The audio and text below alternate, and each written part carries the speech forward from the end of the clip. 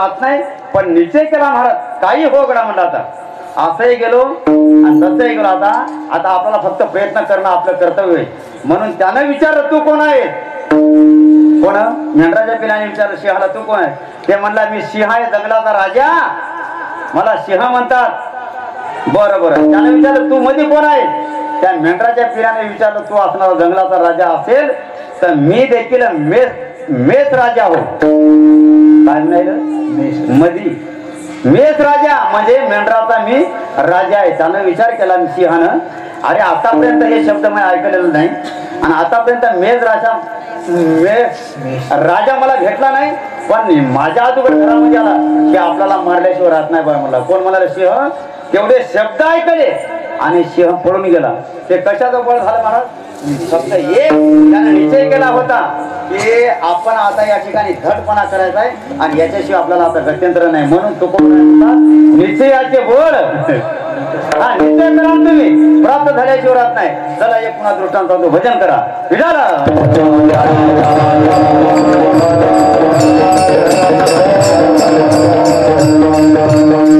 पारदे आहे, पारदे शिकार करणारा. शिकार करण्याकरता अरण्यामध्ये जायचा, शिकारी करायचा. आता ग्रामीण भाग आहे आपला, खेडोपाड्यावरती आहे महाराज. याचं संवाद आदिवासी बंजारी यायला सांगायची गरज नाही. शिकार झाल्याशिवाय त्या पारद्याची उपयोग व्हायची नाही. घरच्या मुलाबाळाचा असणारा भोजन व्हायचं नाही. म्हणून असणारा त्या अरण्यामध्ये दररोज जायचा, पसवायचे असणारा शिकारी करायचा आणि घराकडे घेऊन यायचा. एक दिवसचा प्रसंग आहे. पारधी असणारा त्या अरण्यामध्ये फिरू लागला आणि त्या अरण्यामध्ये एक साधू महात्मा असणारा प्रवेश करत असणारा निघाल्या बरोबर त्या पारध्यानं पाहिलं, अरे आज शिकार झाली नाही, याच्याकडून काहीतरी आपल्याला प्राप्त होईल, या ठिकाणी पैसा आता याच्याकडून आपल्याला मिळेल. म्हणून त्या असणारा पारधी समोर आला आणि असणारा त्या साधू महात्माला बोलू लागला, महाराज तुमच्याकडे काय वस्तू आहे ते आमच्याकडे द्या. ते म्हणले आमच्याकडे काहीच नाही, बाई झोडी आहे आणि याच्यात गडवा आहे, याच्यापेक्षा काही नाही. म्हणलं तू असं देत नाही ना. मग त्यानं काय केलं महाराज, आता शिकारदार होता ती, त्यानं हातामध्ये धनुष्य बाण घेतला आणि त्याला मारणार. कोणाला? साधू महात्माला मारणार त्या पारधी. मग त्या साधू महात्म्याने विचार केला ही आता पूर आहे, ते आपल्याला मारल्याशिवाय राहत नाही, मग काय करावं. अरे सर शेवटी काय होय ना, त्या भगवान परमात्माचा त्यानं धावा केला. पुन्हा साधू महात्म्यानं डोळे लावले आणि त्या भगवान परमात्म्याला अंतर्भावनेनं हाक मारली. कसं द्रौपदीनं मारली की नाही, त्या पद्धतीनं भक्त प्रल्हादानं हाक मारली. त्या पद्धतीनं त्या पारजानं साधू महात्मानं भगवान परमात्म्याला आवाज दिला, हाक मारली. नाथ महाराज भागवतामध्ये सुंदर वर्णन करतात. धाव पावगा श्री हरी कृपा करी दिनावरी, मज उदरी भवसागरी दिन कैवारी श्रीकृष्ण. डोळे लावले आणि त्यांना हाताचा धनुष्यबाण हातात ठेवला. अरे हे तर चिंतन करायला लागलं, याला जर मारलं तर मला पाप लागेल. धनुष्यबाण फेकून दिला आणि त्या असणारा पारध्याच्या साधू महात्म्याचे पाय धरले आणि त्यांना धावा असणारा परिपूर्ण केला. आणि डोळे उघडून पाहिलं तर पारधी त्याला कुठं दिसणं गेला. त्याला एवढ्या ताबडतोब हा पारधी कसा काय गेला. पाहिलं तर असणारा खाली पाय धरले आहे आणि त्याला असणारा उचललं महाराज आणि उचलल्याने त्याला स्पर्श झाला. एवढंच नव्हे, त्याच्या मनातला जे द्वेष होता, त्याच्या मनातली जे पाप वासना होती, स्पर्श केल्याबरोबर निर्मुक्त झाला महाराज. एवढंच नव्हे, त्याला असणारा त्या आमच्या साधू महात्म्यानं कोणाला पारद्याला कडकडून आलिंगन.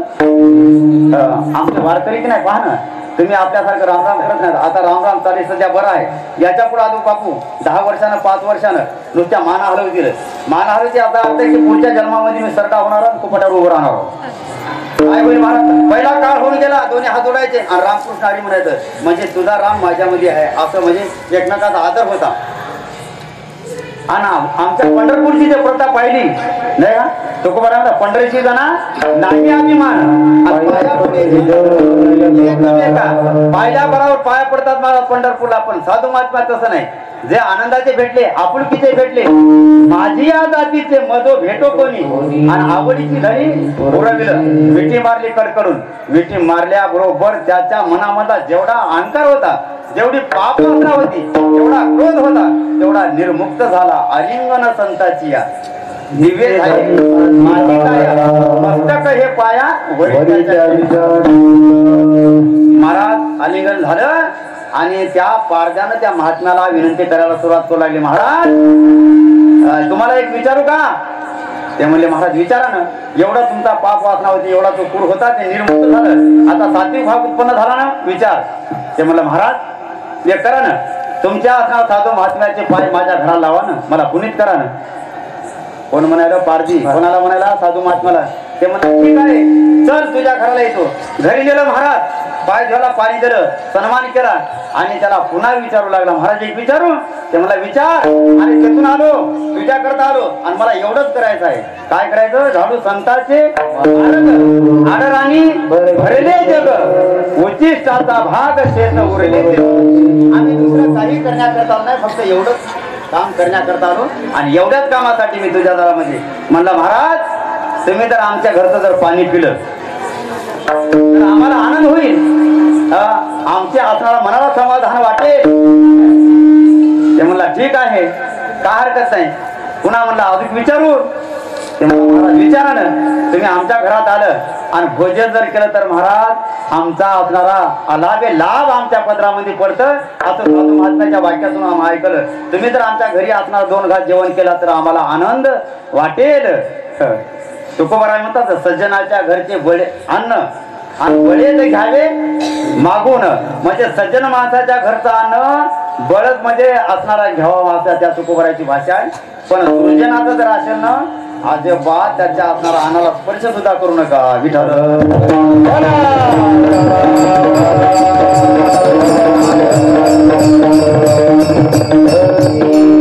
भगवान परमात्म्यानं महाराज विदुरा घरच्या कन्या भक्षण केल्या, पण नाही असणाऱ्याच्याकडे नाही जेव्हा गेला महाराज. कारण सज्जन माणसाच्या घरचं अन्न हे माणसाला पवित्र करतं. म्हणून तुकोबाराय म्हणतात ना, महाराज बळेच घ्यावे मागून, नाहीतर पाणी तरी पिवा. असं असणारा महात्मा जसं अन्न तशी मती होती महाराज. ज्याचे खावे अन्न वैसे होय त्याचे मन, जैसे पिये पाणी वैसे होय. एक साधू महात्मा फिरत फिरत फिरत फिरत फिरत भक्षाटन करू लागला आणि एका गावामध्ये चोऱ्या माऱ्या करून असणार अधर्मानं संपत्ती जोडलेली असणार त्याला भोजन घालावं अशी त्या मातोश्रीची इच्छा झाली. आणि त्या साधू महात्म्याला घरी नेलं, जेवाय घातलं, जेवण केलं आणि असणारा चांदीचा गडवा त्याला पाणी पिण्याकरता महात्म्याला दिला. त्यानं ते अन्न खाल्लं पापाचं की मनामध्ये पाप वासना निर्माण झाली. न कळत त्यानं ते गडवा आपल्या झोळीत निघून गेला. कशामुळे झालं ते? फक्त अन्नाचा दोष होता महाराज. पापाचं असणारं अन्न होतं म्हणून ते पाप वासना निर्माण झाली, ते गडवा टाकला, निघून गेलं. तसं मग ते साधू महात्मा म्हणला, ठीक आहे, काय हरकत नाही, जेवण करणार. महाराज विचारू का? ते मला विचारा ना. असं ऐकलं आम्ही, याचकाच्या इच्छेप्रमाण इच्छा भोजन जर दिलं तर आमचा 42 कुळाचा उद्धार होतो.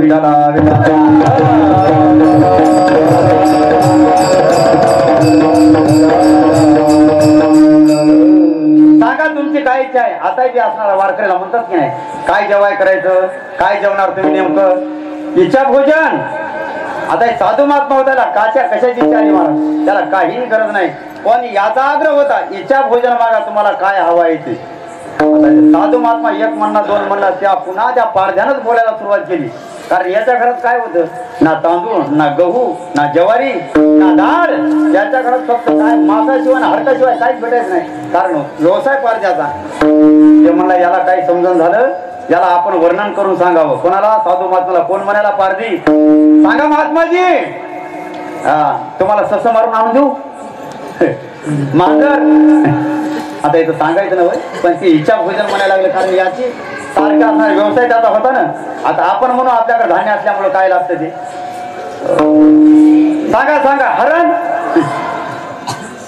शिकारदार असल्यामुळे, कारण आपल्याला त्याची सांगायची गरज नाही. बरं काय मांजर, याच्यापेक्षा खाली येऊन सांग उंदर. काही काही उंदरे सुद्धा खाणार होतो महाराज.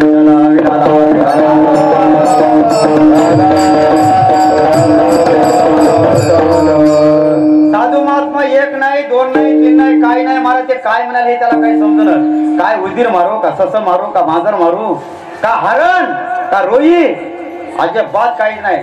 त्या असणारा पारजाला वाटलं याला त्या शब्द ज्ञान होईना, याला वर्ण विचारावं, याला स्वरूप विचारावं, म्हणजे याला सांगितलं आणून दिल्याशिवाय आपण राहणार नाही. आता त्या निश्चय केला. सांगा म्हणले महात्माजी, तुम्हाला कसा कोणता पक्षी आवडतं, कोणत्या पक्षाची असणारी इच्छा आहे, ते पक्षी मी आणून देण्यासाठी तयार आहे. कोण म्हणाल? पारजी.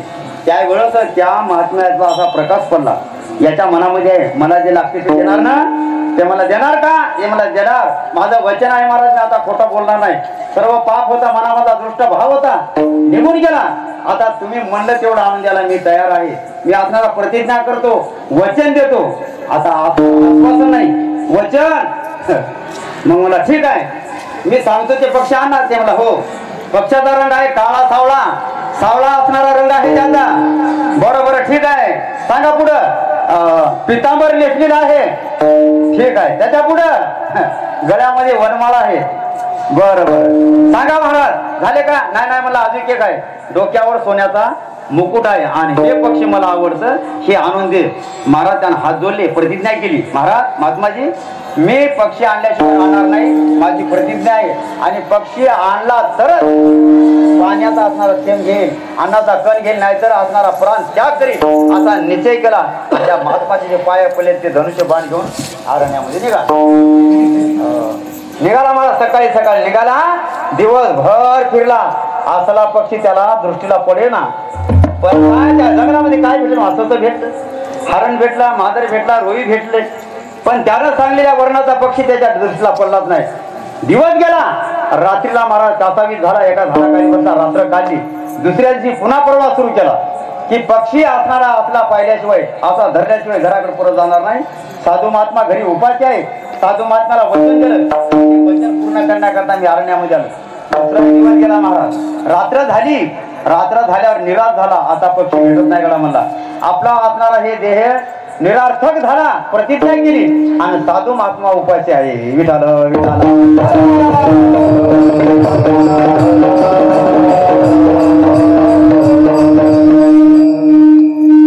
2 दिवसाचा प्रहार, वारकरी उठतात, साधू संत उठतात. आला शीतळ शांतीचा वारा, तेने सुख झाले या शरीर. 4थ्या प्रहारामध्ये त्याला स्वप्न पडलं. महाराज सांगितलं तसा वर्ण असला, त्याला सावळा वर्ण दिसायला लागला. स्वप्नामध्ये पितांबर नेसला तिथला, गळ्यात वनमाळा आहे, डोक्यामध्ये टोप आहे सोन्याचा. आणि असणार त्याला वाटलं हा पक्षी आता प्राप्त होईल म्हणून असणार धडपडून उठला आणि धराय तर गेला तर महाराज काहीच नाही. त्याचा त्याला फक्त भास झाला, साक्षात्कार झाला. आणि त्याने निश्चय केला, साधू महात्मे सांगतात म्हणजे खोटं सांगत नाही, पक्षी असल्याशिवाय राहत नाही महाराज. कारण साधू महात्म्याला सांगितलं खोटं होत नाही. पक्षी आहे म्हणला गडा, भेटल न भेटेल हा भाग वेगळा, पण मला साक्षात्कार झाला. सकाळचा प्रहार स्वप्न पडलं आणि पुन्हा ते असणारा फिरत फिरत फिरत तिसऱ्या दिवशी असणार सुरुवात केली. महाराज 2-2:30 वाजले दिवसाचे. पक्षी काय हाती आला नाही. त्याने विचार केला आता देह ठेवून उपयोग नाही. स्वप्नामध्ये सांगितलं साधू महात्मा खोटा बोलत नाही, पण हाताला आतापर्यंत लागला नाही म्हणून त्यानं काय केलं, लाकडं जमा केले, अग्नी पेटवला आणि असणार देह असणार समर्पित करायचा असा त्याचा असणारा मानस झाला. आणि त्यानं डोळे झापले, भगवान परमेश्वराला आराधना करू लागला. तर तेवढ्यामध्ये महाराज लख लख लख प्रकाश पडला. कुठून? आमचे तुकोबाराय महाराज म्हणतात, पिवळा पितांबर, पिवळा पितांबर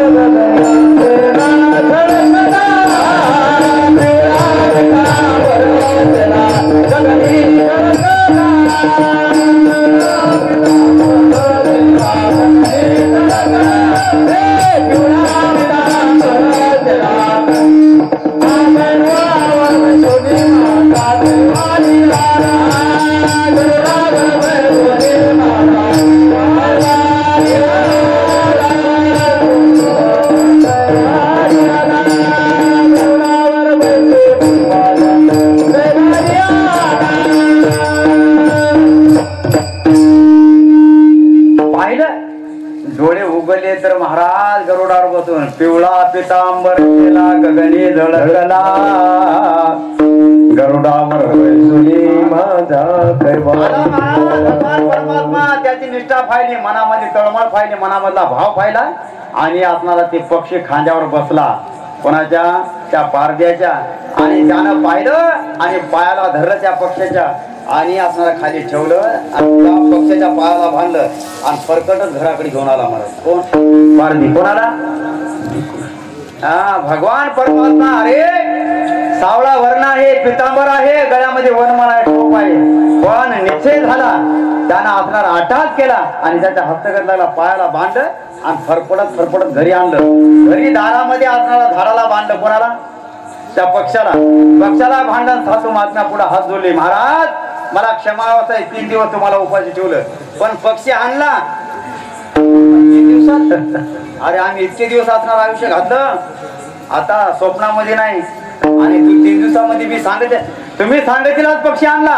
सावळा वर्ण आहे, पितांबर आहे, वनमाळा आहे आणि टोप आहे डोक्यावर, आणि ते पक्षी आणला बाईक झाडाला बांधून टाकला. झाडाला बांधून ठेवलं महाराज. कोणाला? भगवान परमात्म्याला.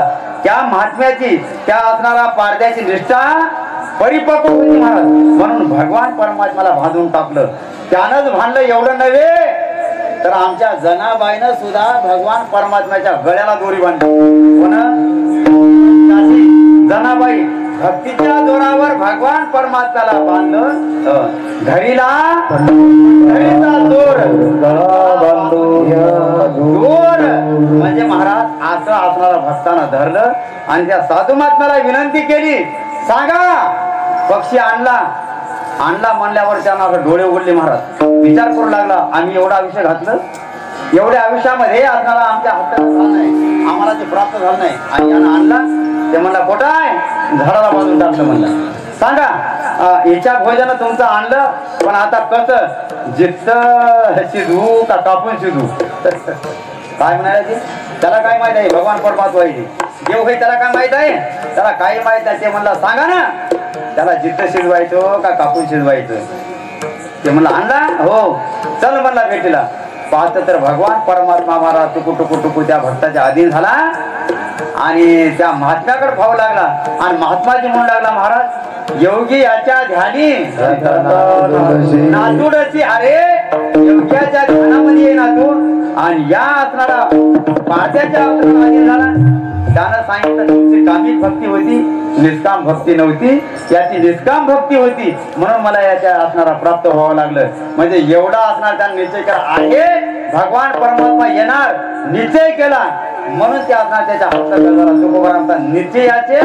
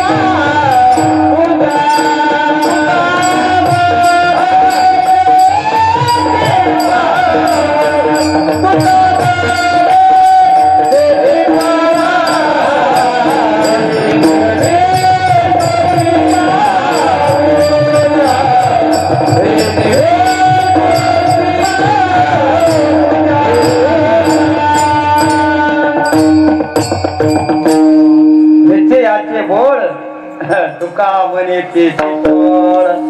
हेच विष्णूची महापूजा अनुभव नाही. बरं एवढा निश्चय करत असते वेळा तुकोबारानं असणार दुसरा दृष्टांत घातला. निश्चय तर लागतात, पण आपले जे कर्तव्य, आपले जे असणारा त्या ठिकाणी पालन करायची शक्ती आहे ते परिपूर्ण असावं. या वाचन, या मुखानं, या तोंडानं खोटं बोलायचं नाही. नवे बोलत असते वेळेस आपल्या बोलण्यामुळं दुसऱ्याला त्रास होऊ नये, आपल्या मुळे दुसऱ्याचं मन दुखू नये, आपल्या बोलण्यामुळं कोणाच्या अंतःकरणाला झटका बसू नये, हे असणारा मुद्दा तुकोबारानं मुद्दा घातला. म्हणजे निश्चय तर लागतात, निश्चयाशिवाय परिपूर्णता नाही, पण हे कार्य करत असते वेळेस पण या वाणीनं देखील असणार एक बोल एक बोल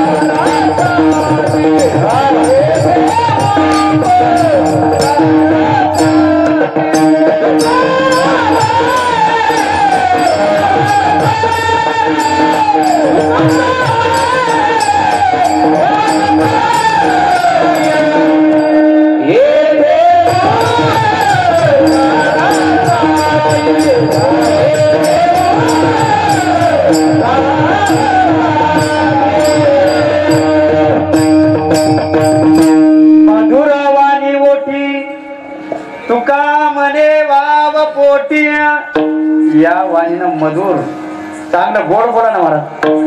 जर मान चांगलं प्रेमानं गोड जर बोलला तर दूरचा माणूस आपल्या जवळ येतो.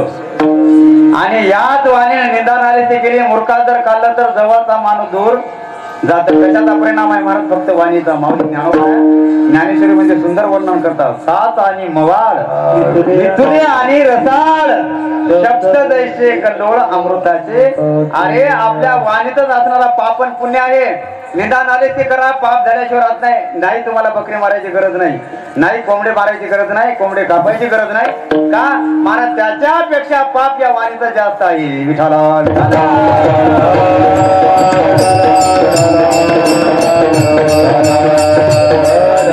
मुख कशा करता त्याला येणे मुखे तुझे वर्णी गुण नाव तुकोबराय म्हणतात. हे ती मज प्रेम देई देवाय मुखाने चांगलं बोला म्हणून तुकोबराय म्हणतात. महाराज सत्य बोले मुखे. का या मुखानं सत्य बोल. अजिबात दुसऱ्याचा असणारा अंतकरण दुखून होईल असं बोल. म्हणजे तुला दुसरं काही करायची गरज नाही. मग परमार्थ याच्यातच आहे.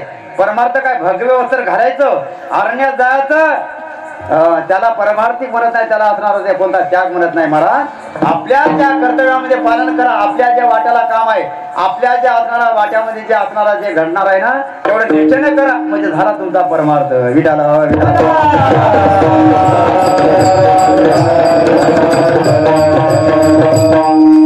या वाणीने चांगलं बोला. सत्य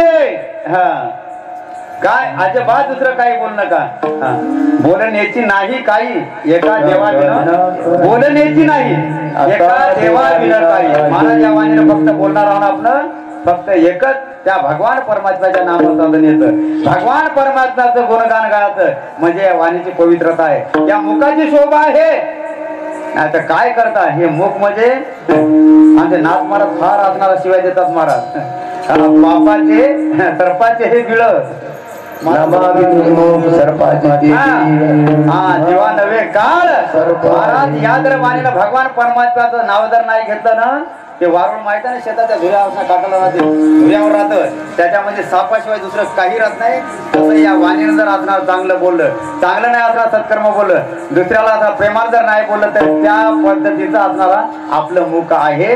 म्हणून महाराज म्हणतात की या वाणीनं चांगलं गोड मधुर आणि असणारा रुचकर बोला, म्हणजे जेणेकरून आपल्या बोलण्यामुळं दुसऱ्याला दुःख होऊ नये आणि आपल्या बोलण्यानं दुसऱ्याला त्रास होऊ नये असं काही बोलावं. तुकोबराचं प्रमाण झालं महाराज, एक बोलते स्पष्ट बोलावं किंवा बोलावा विठ्ठल, पाहावा विठ्ठल आणि करावा विठ्ठल जीवनाने. या वाणीनं फक्त तेवढं करा गडा, तेवढं केलं की महाराज झाला परमार्थ तुमचा, काही करायची गरज नाही. नाही तर काय करता, 4-4 माळी घातल्या, बगड्यासारखं पांढरं भस्म लावून असणारा गण लावला, नुसता असणारा खोटं बोलू जर लागला आणि लोकांच्या अंतःकरणात झटका बसला असं जर बोलू लागला, तर ते परमार्थ नव्हे, ते वारकरी नव्हे, ते महाराज फक्त सोंग घेतलं म्हणावा. नका माळ घालू, पण प्रेमानं बोला. दूरचा माणूस जवळ आल्याशिवाय राहत नाही. बातो में बात, बातो में भात आणि बातो में ला, एवढं ते 3 शब्द असणारे या फक्त वाणीचे आहेत. म्हणून तुकोबरा सत्य बोल मुखी दुखवी आणि काचे दुखी. काही काही एवढे माणसं करंट कपाळाचे बापू, त्यानं बोलावं तसंच घडावं असे काही काही माणसात. असल्या माणसाची माणूस असणारा उपेक्षा करते, असला माणूस भेटू नाही वाटते, पण ते भेटल्याशिवाय राहत नाही. कारण त्याचं ते कर्म तसे असतात, त्याला कुठं थांबू देत नाही आणि त्याला गावात फिरवतात. आणि ज्या माणसाची